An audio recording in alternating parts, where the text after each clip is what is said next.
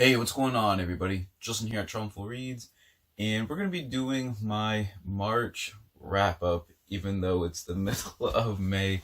I've like completely fallen behind on my staples with like my TBRs and wrap ups and book hauls. I'm like still like in March, so I gotta do my March ones and my April. I mean, not my April TBR and stuff, but I mean my March and April wrap ups and book hauls. And actually, I gotta do my May TBR. It's just a complete mess at this point. My staples are so far behind. It's been forever since I've actually filmed a video like in the library. Like my last like 7 or 8 videos have been just like outside walking and stuff. So it's like I gotta get back into the routine of doing things in here, I guess. But anyways, we're gonna be doing my March wrap up because I'm a completionist and I'll feel weird like not like knowing if I like skip over like March and April and just like skip, like it'd just be a complete disaster. So we're gonna be doing my March wrap up here, and I finished looking at my Goodreads account because I couldn't remember exactly what I read in March, in particular. But I finished 8 books in the month of March, and we're just gonna go right ahead and start going through them. So first up, we're gonna talk about these 3 books, which are 3 books in the Horus Heresy series, which is a big series that's kind of finished now at 54 books. I say kind of finished. First of all, it's basically a giant prequel to the Warhammer 40k universe, as it's 10,000 years before. But the ending of the Horus Heresy series is going to be another sub-series called the Solar War, or the Siege of Terra. I mean, the first book being the Solar War. So it's like a sub-series to a prequel of, and it's anyways, I know that kind of gets confusing, but I've really been enjoying it. And actually, this month, or in the month of March, I read 3 books, which were 2, 3, and 4 of the books I've read. Even though it's actually book 1, Horus Rising by Dan Abnett, The Seeds of Heresy Are Sown, Graham McNeil's False Gods, which is number 2, and actually I skipped ahead to I think it's number 9, Graham McNeil's Mechanicum. The subtitle is Knowledge is Power, and I've been doing individual reviews of each of these. I think I've done Horus Rising in False Gods, and Garo, which is like number 42 or something, but I haven't done Mechanicum quite yet. But yeah, I just love the cover of that with that tech priest there. I just think he looks pretty sweet. But basically, the Horus Heresy is, in 28,000 years in the future, and the Pyramid Man is kind of conquering the galaxy and stuff. When the Space Marine Legions basically have a civil war under, basically led by the rebellion of the War Master Horus, and so like 9 of the legions join him, and fight against 9 loyal legions, and it's just the whole galaxy is just like a complete mess, basically. Go like stuff happening all over the place. But I do like these books because they're all like a little bit different from each other. Obviously, there's different authors and stuff, but the point of views are completely different in each book. Different characters, kind of all over the place. It kind of jumps around. Altogether, it stitches into like a really big whole, but each individual book is like its own thing. The first 3 books, I tried to plan on reading them first, but I ended up reading like 1, 2, then 9, then 3. But the first 3 books kind of make like a trilogy and stuff. But the pacing I find is really good actually in these books. It's not all just like constant Space Marine battles and stuff. Like each of like the 5 or 6 books that I've read so far, it's been completely different. But they've all been really enjoyable. Like different, like I said, different kind of perspectives. You get like the regular human perspective. You get Space Marine perspectives. You get the good guy, the good guys and the bad guys, each of their perspectives, and then people just sort of caught in the middle, stuff like that, all over the place. I just really enjoy them. I encourage you guys to check them out if you like giant space operas or epic science fiction. It does have some fantasy elements, which is why I like it as well. But anyways, those were all definitely solid reads. Horus Rising and False Gods being at least 4 stars. I think I gave Mechanicum either 3.5 and maybe rounded it to 4, depending on the mood I was in. I can't remember exactly off the top of my head. I'll have to look at my notes. Anyways, I definitely encourage you guys to check out the Horus Heresy series. Alright, next up are 2 books that I was sent for reviews, and I have individual reviews of these books as well. Maybe I'll be responsible and actually edit in the little card thingies in the corner. maybe not, we'll see. The first one is Overrun by Andrew Reeves, and this is all about the Asian carp crisis, as you can tell by the subtitle.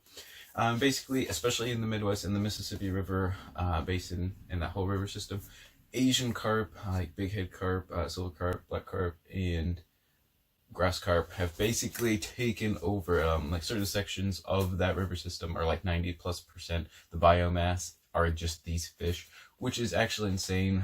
Basically they're invasive species that were brought in like the 60s and 70s kind of for aquaculture reasons, like to eat basically aggressive plants that kind of like choke the water systems and ditches and all that kind of stuff. But the invasive species of carp basically got to control and sort of outcompete everything. Not necessarily that they eat other fish, which they don't, but like I said, they sort of just outcompete, just like eating like all the nutrients and the algae and all that kind of stuff that they're actually eating, which prevents a lot of other species from maybe not necessarily pushing them into extinction or anything. Probably in some cases that's going to be the case, but more just they don't thrive well. They're smaller, less of them, that sort of thing.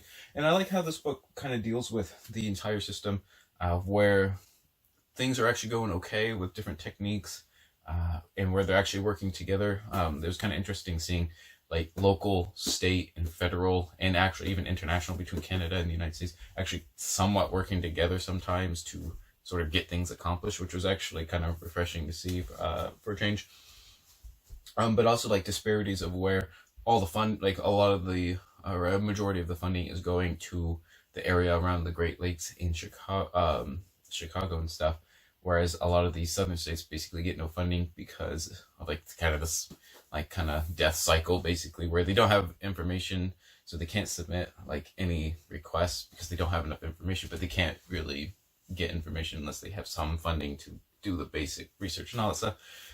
So kind of like areas around like the Mississippi Delta and stuff are getting like not doing well off at all compared to some other regions that are kind of at least have a fighting chance, I guess, if that makes any sense. But it's just kind of an interesting thing to look at. It's just good to get different perspectives because where I live in Maine, this actually isn't, the carp crisis isn't like a thing up here. But it's still good to learn about problems and ways people are combating these problems in other areas of the country and stuff. So I found this book actually really interesting. It's a little technical and dry at some times, but you kind of know you're getting into that when you're reading a book on an actual whole book on just like a particular invasive species, I guess. And it's kind of like investigative journalism. As the author is a reporter, and it does read as sort of a journalistic type book if you're interested in Overrun. Another book that I was sent is JFK, The Last Speech. And this was like a really interesting, this is like one of the strangest books I like ever read, concept wise. Now I'll leave a link to this review as well. Basically at Amherst College, John F. Kennedy, President Kennedy's last speech, public speech, was at that college as sort of a groundbreaking for a new library named in Robert Frost's honor. And basically, like, for their 50th college anniversary, the surviving members of this class kind of got together and brainstormed like this sort of concept or idea, and it's just full of like kind of their recollections of that event, what they've sort of done with their lives since then, how they've taken like life lessons from Kennedy, Robert Frost and stuff. And it's just really, I don't even know how to explain it. It's just a really intriguing book. At some points I thought it was kind of repetitive, in one sense, like there was a bunch of sections, we all joined the Peace Corps, la di da di da, and kind of like what they did. And then the only problem with that, the problem with the rest of the stuff was it was kind of hard to connect how it was related to, hearing that speech back in the 60s and stuff. So this book was kind of all over the place, but I just thought it was kind of a really unique concept for a book, like I said, just a bunch of alumni getting together and deciding to make something based on this shared experience that they had. So if you're interested in John F. Kennedy or Robert Frost, definitely check out this book. All right, another book I read from the Osprey Publishing series is Highland Clansman, 1689 to 1746. This one's by Stuart Reed, and the illustrations are done by Angus McBride. And as always, whenever I talk about these Osprey Publishing books, you gotta always look at the illustrations because they're very technical and actually accurate to the time period being discussed, which I think is really cool. And I don't know too much about this sort of era of the Highland Clansmen. My problem with this book is it largely focused around the Battle of Culloden right at the end of the time period sort of involved. But I did like how it kind of talked about and dispelling sort of the myth of kind of the Highland Charge, how it was sort of just like the Clansmen would do like, one big like rush, and that would either cost them the battle or they would win the battle based on that. And that's pretty much a myth, considering there are like lots of battles where several charges were encountered and different tactics were used and all that kind of stuff. But yeah, if you're interested in sort of like Scottish military history, this one would be a good one to check out. And then the last book that I actually finished, I participated in the March of the Mammoth readathon, which was to read books that were over 800 pages. I tried to read 2. I read a lot of Words of Radiance, but I didn't quite finish it. I think I got like a third of the way or halfway or something. But I did finish Napoleon: A Life by Andrew Roberts. This is like, I can't remember how many pages this one. I think it's like 900. Yeah, it's over 900 pages with about 100 pages of like footnotes and bibliography and stuff. But this is like a definitive work on the life of Napoleon, if that interests you. I decided to read this book, one, because my friend Tim, as you've seen on my channel before, he read this book for whatever reason, even though he doesn't, I think he listened to it on an audiobook, and even though he's not like a super big nonfiction person, he read it and he thought like I might like it. And I said, I might give it a try, because a lot of the Flintlock fantasy that I read, such as like Brian McClellan stuff and Django Wexler's fantasy stuff that I like to read, a lot of it is sort of based around or loosely kind of inspired by the Napoleonic era.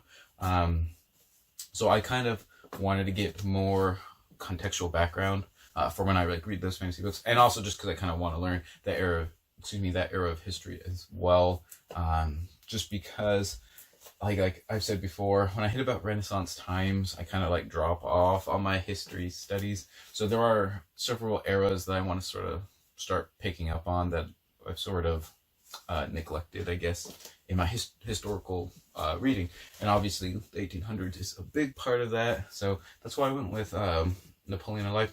And I think he did a really good job staying fairly neutral-ish, I guess, with Napoleon. He's a very polarizing figure. A lot of people like lionize him as, he's the greatest early modern general, but, modern general in the sense of comparing like ancient, melee era. Oh my gosh, I totally messed all that up. You know what I'm saying? Like Greek and Roman times, stuff like that, and medieval times when you're fighting with melee weapons and stuff. But also, a lot of people just hate him, saying he was just like a total despot and tyrant and everything. And he definitely tries to strike a middle ground here, showing both his flaws and sort of his progressive movements and stuff that he did for France. So I thought it was actually, like I said, a good blend. Pretty much dealing with his whole life. I learned, I knew kind of like the basic sketch of the Napoleonic Wars and stuff, but I love learning about like the Italian campaigns before he was like Emperor Napoleon and stuff. It was just really good. He does strike a good balance between the military stuff and the sort of social. Obviously, the military stuff is going to be fairly dominant in a work on Napoleon, but he does deal with the sort of social, cultural, and governmental type of studies, I guess you could say, basically when it's pertinent. And I think he just does a really good job blending all those things together. So those were the 8 books that I read in March. Tell me what you guys think of any of them. I'm not going to ask you what your favorite book was in March, because, that was, 2 months ago, I want to say. If you do remember off the top of your head, leave some comments down below. I'll be glad to check them out. And always remember, even though it's May, whatever you do end up reading this month, read victoriously.